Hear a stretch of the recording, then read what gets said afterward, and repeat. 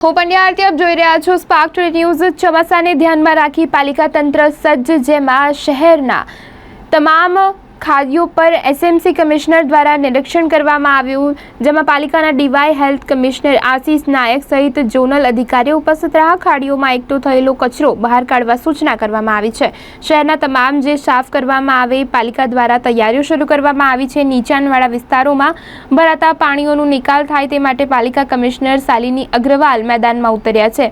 પાલિકા કમિશનર શાલિની અગ્રવાલ સહિત તેમની ટીમો દ્વારા તમામ ખાડીઓ પર નિરીક્ષણ કરવામાં આવી રહ્યું છે। ફ્લોટ ગેટ સહિત ખાડીઓ મેન્ટેનન્સ રાખવા પાલિકા કમિશનર દ્વારા તમામ અધિકારીઓને સૂચના આપવામાં આવી છે। સુરત મહાનગરપાલિકાના વિવિધ વિભાગો અને ઝોન કક્ષાએથી સમગ્ર સુરત શહેરમાં પ્રી મોન્સૂન કામગીરીના કરવામાં આવી રહી છે। ખાસ કરીને સુરત શહેરમાં વિવિધ ખાડીઓ પસાર થાય છે અને એમની ઝુંબેશ સુરત મહાનગરપાલિકા તરફથી સાફ સફાઈ ઝુંબેશ કરવામાં આવી રહી છે।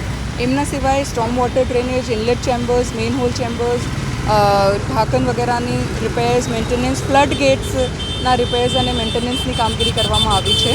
આજે અમે વિવિધ વિભાગો સાથે સમગ્ર સુરત શહેરના વિવિધ ઝોન્સમાં જે પણ પ્રી મોન્સૂન કામગીરી થઈ છે, સાફ સફાઈ થઈ છે, ખાડીની સાફ સફાઈ થઈ છે, એમનું ઇન્સ્પેક્શન અને એમની કામગીરી જોવા માટે ટીમ સાથે ઇન્સ્પેક્શન્સ કરી રહ્યા છે।